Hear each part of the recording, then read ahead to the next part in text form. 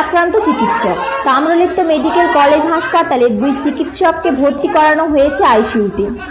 স্থানীয় সূত্রের খবর, গতকাল রাতে এক ব্যক্তিকে চিকিৎসার জন্য তাম্রলিপ্ত মেডিকেল কলেজ হাসপাতালে নিয়ে আসা হয়। বেশ কিছুক্ষণ পর ওই ব্যক্তির মৃত্যু হয়।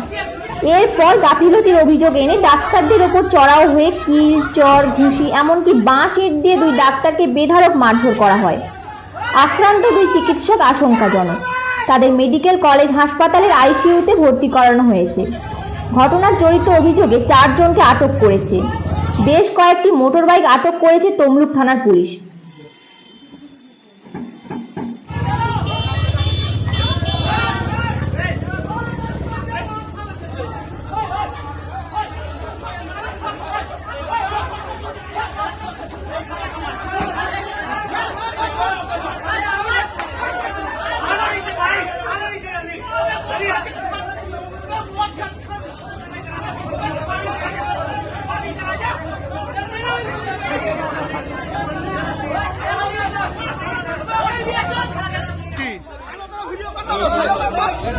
ভিডিও